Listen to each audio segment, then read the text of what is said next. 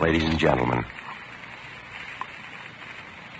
the makers of Fatima cigarettes and the entire cast and crew and technicians of Dragnet respectfully dedicate tonight's program to the memory of Barton Yarbrough, who created and portrayed the role of Sergeant Ben Romero.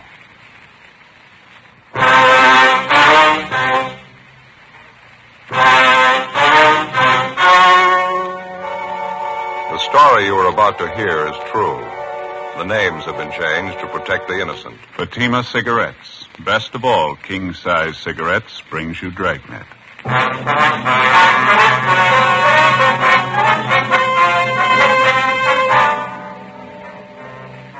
You're a detective sergeant. You're assigned a robbery detail. 2 convicts escaped from a nearby state penitentiary in the early morning. According to reports, they're heading for your city. They're both armed. They're both dangerous. Your job, get them. Fatima, America's first, largest-selling blended cigarette. Now king size. See the difference. Taste the difference. Smoke the difference. And in Fatima, the difference is quality. Yes, you get all the advantages of extra length, plus Fatima quality, which no other king-size cigarette has. Fatima quality that gives you extra mildness, a much different, much better flavor and aroma. Definitely the best quality in its class, but the same price as the cigarette you're now smoking. So compare Fatima yourself today. When you see the difference, taste the difference, smoke the difference, you'll switch to Fatima.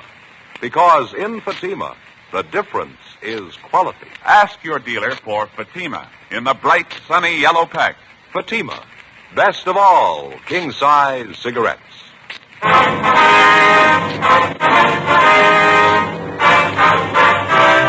Dragnet, the documented drama of an actual crime. For the next 30 minutes, in cooperation with the Los Angeles Police Department, you will travel step by step on the side of the law through an actual case transcribed from official police files. From beginning to end, from crime to punishment, Dragnet is the story of your police force in action.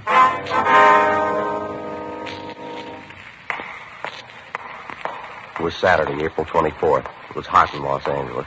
We were working the day watch out of robbery detail. My partner's Ben Romero. The boss is Captain Didion. My name's Friday. It was 5 minutes past 8 a.m. when I got to room 27A. Robbery detail. Morning, Joe. Hi, Crowley. How's it working out? Any more word on the escaped prisoner? Nothing this morning, no. Captain likes to see you, Joe. Okay. Ben check in yet? Nope. No. Getting a little late. Guess he was held up, huh?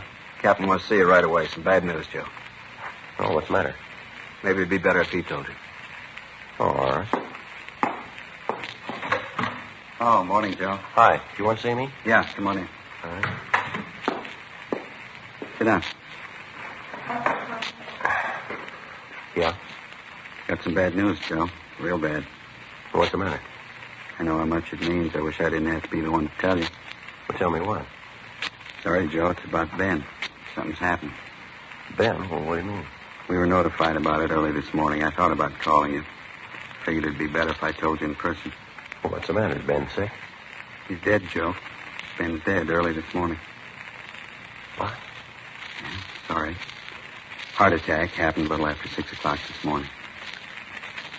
No. Got out of bed, started dressing, go to work, went downstairs, put a pot of coffee on, make some toast. Wife heard him fall. She went downstairs and found him. Already dead. Went fast. Look, I don't get this. It couldn't be. Sorry, Joe. Means a lot to all of us. Yeah, well, I still don't get it. Ben didn't have any trouble with his heart. He never mentioned anything about it. Well, maybe that was the trouble. With his heart, all right. When his wife found him, she called the doctor and the fire department rescue squad. They worked over him for an hour. No use. And his wife called me. Enough to tear your heart out. I can't believe it. What'd she say? Well, she didn't break out. Too shocked to realize it, I guess. Sounded apologetic. She said, "I'm sorry, Captain. This is Mrs. Romero. Ben died this morning. I thought you ought to know. Ben's dead." Oh, that's terrible. It's a lousy shame. Kept saying the same thing over again. I'm sorry, Ben's dead. I thought you ought to know. Ben's dead. Yeah. Joe Whitehead and I went out there right away, tried to talk to her. Wasn't much use. Excuse me. I'm sorry. Yeah. You were with him a long time. Yeah. 11 years. The day I came on the job, they assigned me as his partner. You know, this is a tough one. It's hard to believe. Tougher on his wife. If it's all right with you, I'd like to go see her. All right. I wish I could give you the day off, Joe. I know what it means to you. The escaped convicts thing, I just can't spare you. Yeah, that's all right. I'd just soon work. I figure I ought to talk to Amy, though. Might help to take the edge off it for her, maybe. Sure. Go ahead. Joe? Yeah. I know what it is. I've been on the job 19 years. Lost 2 partners. Good cops. One of them was killed in the line of duty. The other one worked at his job until he dropped. It's the same thing, Joe. Yeah. In my book, they both rate medals. I left the office and went down in the elevator alone. I got in the car and I started over for Ben's place. I thought about what I was going to say to his wife. I thought about his little boy. I thought about Ben. 11 years I'd been working as a cop. And all of a sudden it wasn't the same anymore. I thought about the first day I met Ben. I was a rookie. I remembered what he taught me about being a cop. I thought about how much I owed him. I thought about the thousands of cops just like him all over the country.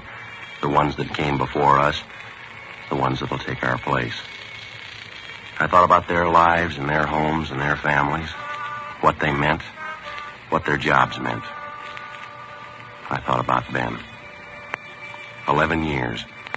Stakeouts, the early morning watch, interrogations, office duty. You could cover it in volumes or you could write it on the back of an envelope. He was a good cop and he was a good friend. There wasn't much else to say. It was a big loss. I stayed at Ben's house for about an hour talking to his wife. Joe Whitehead from the medical detail was there. All things considered, she seemed to be taking it fairly well. I told her I'd drop around later in the day, and then I checked back in at the office for work. Temporarily, Sergeant Ed Jacobs was assigned to work with me. The big problem at the moment was a pair of escaped convicts. Jacobs and I drove out to run down on a possible lead. 11:05 a.m., we got to the address listed, the Cathedral of St. Augustine. We checked in at the rectory, and then we went around to the church.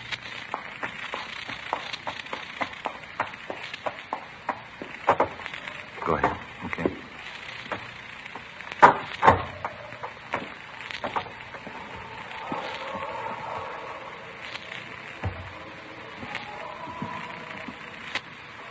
Sure a beautiful church, isn't it? Yeah, a nice choir, isn't it? Wonder if they're holding services. No, choir's probably just practicing. You see the priest around anywhere, Ed? Oh, yeah, there's someone over by the side altar there. Looks like a padre. Yeah, come on. Easter hymns. Sure pretty, aren't they? Yeah, they sure are. It really takes me back. You'd never believe it, Joe. What's that? I used to be a boy tenor. Excuse me, please. Yes? Are you Father Newman? Yes, that's right. Can I help you? Police officer's father. I see. This is my partner, Sergeant Jacobs. My name's Friday. Oh, thank you. Housekeeper over at the rectory told us we could find you here. I'd like to talk to you for a few minutes if you got the time, Father. Let's see. I have confessions starting at 3 o'clock. Leaves me about 10 minutes. What was it about, Sergeant? Well, we're inquiring about a Stanley Blair, Father. We understand that you knew him fairly well. Oh, yes, I do. Matter of fact, I read about him in the paper this morning. The trouble he's in. Is that what you wanted to talk about? Yes, sir, that's right. We're making a check of all his known friends, his relatives. Very unfortunate, isn't it? Did the newspapers have the story correct? Yes, sir, I'm afraid so. Hey, I wonder if we could step outside, Father. We could talk out there without disturbing anyone in church. Surely, Sergeant. This way, please. Thank you. Certainly a tragedy. I mean, happening at Easter time. I'll remember the boy in my mass tomorrow. Lord knows he can use some prayers. Yes, sir, I guess he can.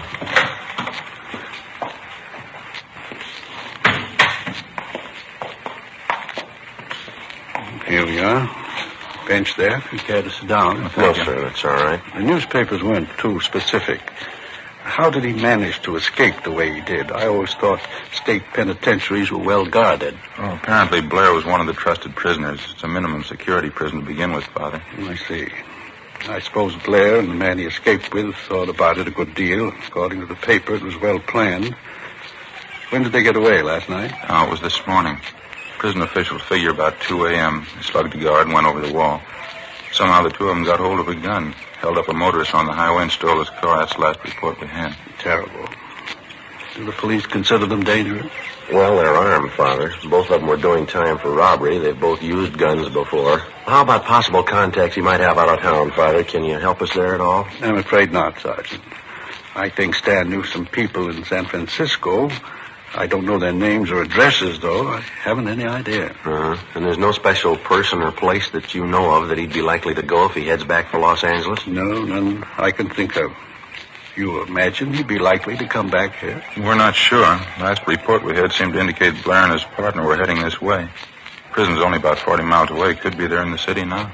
I don't understand. I mean, with all the police looking for them, why would they come back here? They probably figure they can find cover a lot easier than they could in some of the small towns. Sergeant. Yeah, Father. Do you think they'll have trouble taking Stan? I mean, can they take him alive? Well, we'll try our best to make it that way. It's like I told you, Father. He's got a gun. If he's cornered, there's a good chance he might try to shoot his way out. It gets discouraging sometimes. I try to help them. I pray for them. Young thieves. I only hope they're all as lucky as he was. How's that, sir? The grotto back there in the garden. Figure of a man in it. Oh, yeah. It's a statue of Bismarck. It's one of the luckiest men who ever lived. I like to tell fellas like Stan about him. I don't think I understand, Father.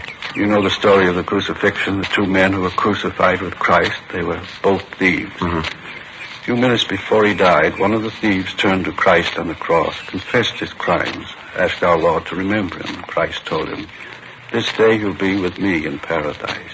The man's name was Disma. We like to call him the good thief. Oh, yeah. Uh-huh. I told Stan about it right here in this courtyard. He should have remembered it. Yeah, I guess so. I told him you never give up hope. You can make the grade in the last 5 minutes of your life. Stan ought to know better. He ought to remember. Sir? The good thief. He made it with a prayer, not with a gun in his hand.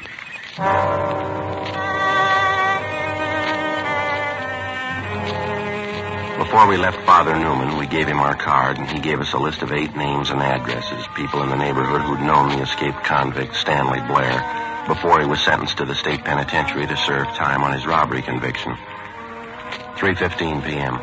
We met with Sergeants Max Herman and J.E. Crowley from robbery detail. We divided the list of names in half, and we began checking them out.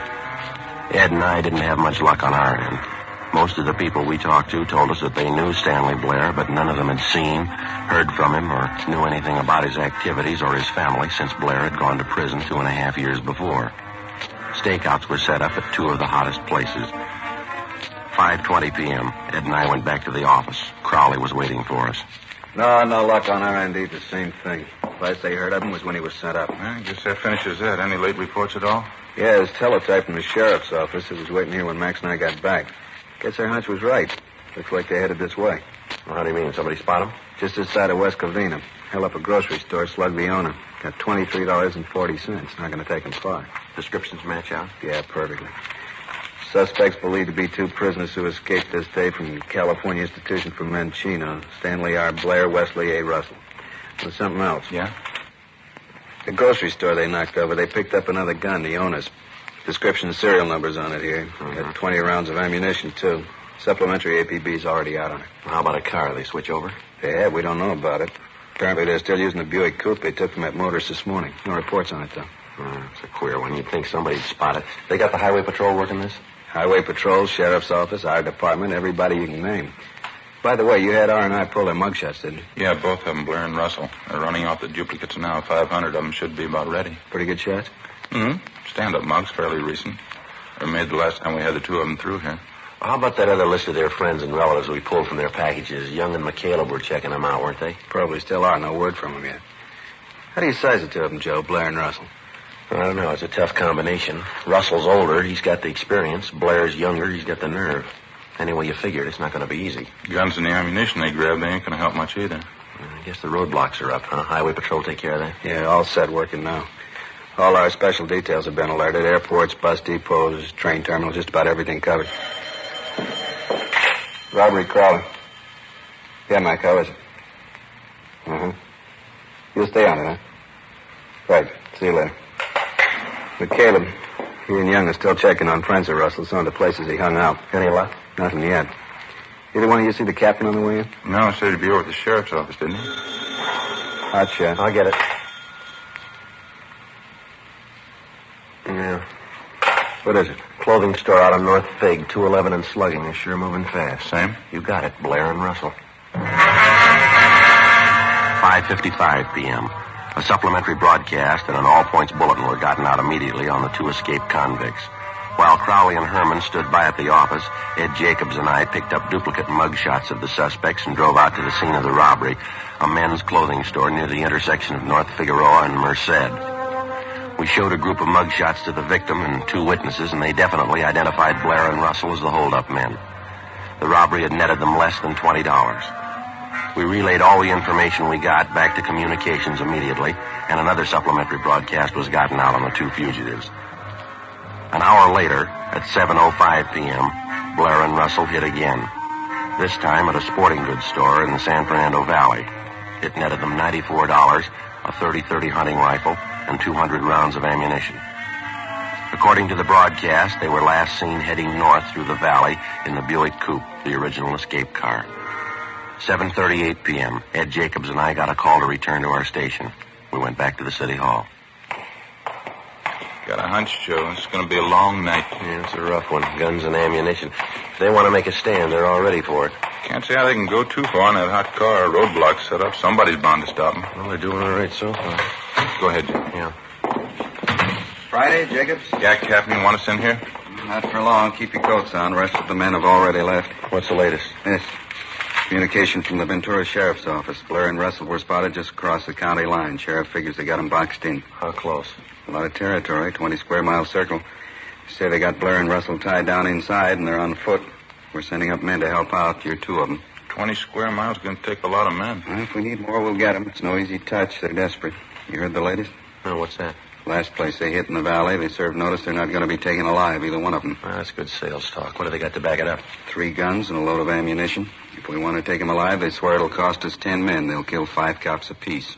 You any ideas? Yeah. Let's make liars out of them.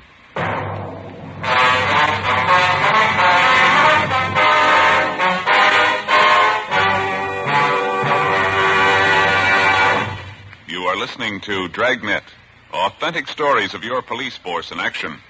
Fatima, America's first, largest-selling blended cigarette. Now king size. See the difference. Taste the difference. Smoke the difference. And in Fatima, the difference is quality. Yes, you get all the advantages of extra length, plus Fatima quality, which no other king-size cigarette has. You see, Fatima contains the finest domestic and Turkish tobaccos, superbly blended. And Fatima is extra mild, with a much different, much better flavor and aroma. Fatima, definitely the best quality in its class, but the same price as the cigarette you're now smoking. No wonder more smokers now insist on king-size Fatima than ever before. Friends, try Fatima. Buy several packs. Compare them over the last weekend of the old year. We're convinced you'll start the new year with Fatima. Yes, when you see the difference, taste the difference, smoke the difference, you'll switch to Fatima. Because in Fatima, the difference is quality. Buy Fatima. Best of all, king-size cigarettes.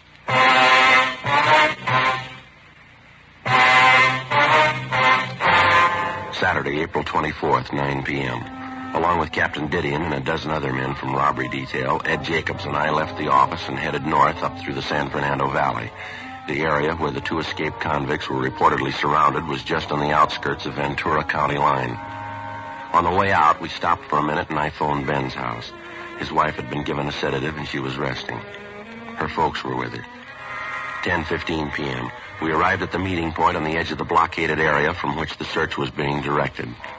Communication facilities had been set up along with a field kitchen to feed the men taking part in the hunt. There were over 500 of them. From our office, the L.A. Sheriff's Department, the State Highway Patrol, the Ventura Sheriff's Department, and a couple of dozen private citizens who lived in the area.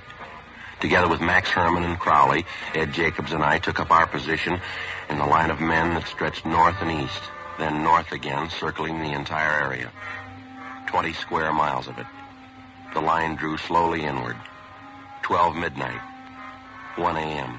No sign of the suspects. We stayed at it. You get no idea of the size of these hayfields till you start hiking them. Well, throw the light over there, will you, Ed? Irrigation ditch there. Right there? That it? Yeah. That's okay. It's a long hike. I'd sure like to see some of that hot coffee pretty soon. Yeah, same here. Nice setup they got, huh? That field kitchen? Yeah. Hey, Joe! Joe Friday! Yeah, Crowley? You got the riot gun, haven't you? Yeah, we got it. You want to send up another flare? Towards the clump of trees. Over this way. Light it up good, huh? Okay, Crowley. About a 45-degree angle, Joe. That ought to do it, huh? Yeah, okay. That ought to do it. Really lights it up, doesn't it? Well, you got any extra magnesium shells there, Ed? Yeah. Let me get one right here. Here you are. Thanks. There we go. Friday, that you? Yeah, Captain, over here. No use beating the brush here anymore. We're moving up 3 miles north. How come? Blair and Russell, they hit again, kidnapped an old couple from a farmhouse. They still on foot? Yeah, as far as we know, they're hemmed in a 2-square-mile area. They may try to break out, use the old couple for a shield. Well, where's that leave us? I don't know. You think they'd harm the old couple? They kidnapped them. They're desperate. You figure it. 1:45 a.m. All of the men in the search party were shifted north to the area where the 2 escaped convicts and their kidnapped victims were last seen. 2 officers were sent to each farmhouse in the immediate neighborhood to make sure that the suspects and their victims were not hid out or that they were being held as hostages. The officers were ordered to remain at the homes in the event that Blair and Russell might try to find cover. The searching party moved in slowly over the affected area. We knew for certain the suspects were still somewhere inside. 2:15 a.m. Still no sign of them. The lines drew in closer. 2:30 a.m. Can't be much longer, that's sure. Yeah, well, I can't understand it. We should have jumped them by now. It's only a few hundred feet to go. There's the other line closing in toward us. Wonder if they could have slipped through. Beats me, Ed. Who's that coming? Can you see? Yeah, looks like Crowley. Yeah, that's him. Joe? Ed? Yeah. Hi. Over here. You got any word? They found the old couple tied up in an irrigation ditch half a mile south of here. They all right? Yeah, they're okay. Old lady's forehead, bad head wound. She was slugged. She and her husband have been taken to the hospital. How about Blair and Russell? No word. Just heard the captain ask for the car with a loudspeaker. He's over there now with Sheriff Durley. Well, they couldn't have gotten through the lines. They got to be around here somewhere. Doesn't figure we combed every foot of this neighborhood. Attention all officers. Attention all officers. This is Captain Didion. Return to your posts immediately. The search has been canceled. The search has been canceled. How about that? I don't know. Come on, let's find out. There he is, just getting out of the car. Captain? Yeah. What's the matter? Are we giving it up? No, maybe we've been going at it backwards. We've been trying all night to jump them. Got a new idea. Yeah? Maybe we can make them jump us. 2:48 a.m. Captain Didion and Sheriff Durley ordered the men to return to the sheriff's office. With the exception of 2 deputy sheriffs, Captain Didion, Sheriff Durley, and Ed Jacobs and myself, the rest of the searching party vacated the area. The plan was to give the general impression that the search had been called off in the hope that it might bring the suspects out in the open. Because of the darkness and the early morning fog settling over the terrain, we knew that the odds were all against us. Captain Didion and Sheriff Durley decided instead to try and lure Blair and Russell from wherever they were hiding out. Each of the small farmhouses in the immediate neighborhood, 8 of them in all, were already under surveillance. Each of the occupants were requested to park their cars in a conspicuous place outside their homes with the distributor heads removed. They were asked to turn all the lights off in their houses. In the event they heard anyone trying to start their cars, they were to remain indoors. Ed Jacobs and I were assigned to cover 2 of the houses. The other men covered the rest of them. The 2 houses that Ed and I were assigned to cover were separated by about 500 yards. We staked out in between the 2 of them. We waited.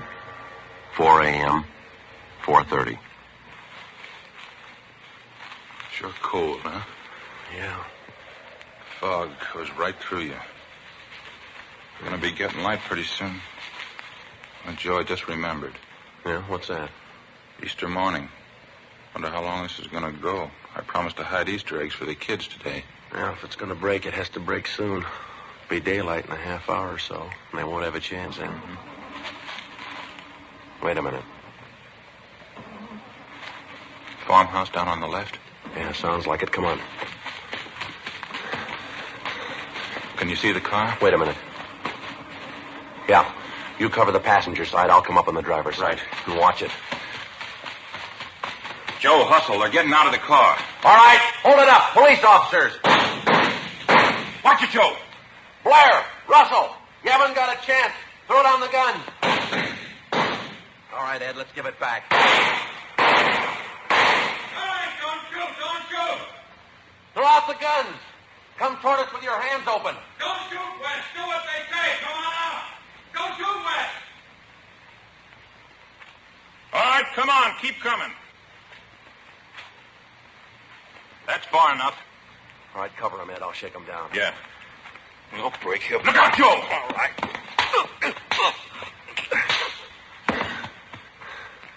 You want to throw the cuffs on him? Yeah, right. I'll go get the car. You want to keep him covered, Ben? Excuse me, Ed. Ed, I mean. It's all right. Too bad he wasn't here tonight. How can you tell for sure?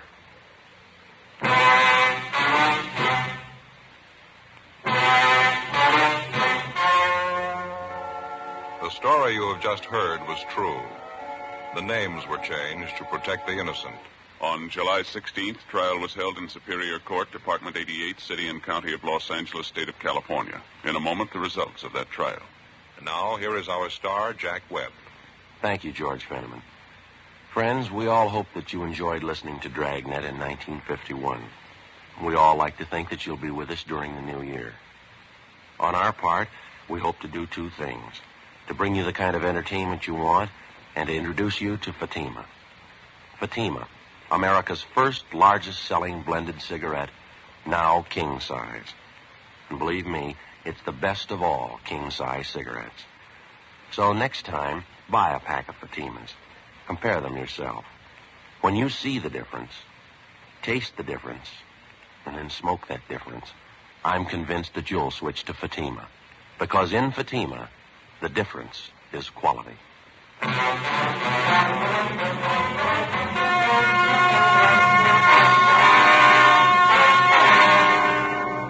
Stanley Blair and Wesley Russell were tried and convicted on 3 counts of first-degree robbery and 1 count of kidnapping. They received sentences as prescribed by law. First-degree robbery is punishable by imprisonment from 5 years to life. Kidnapping is punishable by imprisonment for not less than 1 nor more than 20 years. 1 count of escape is still pending.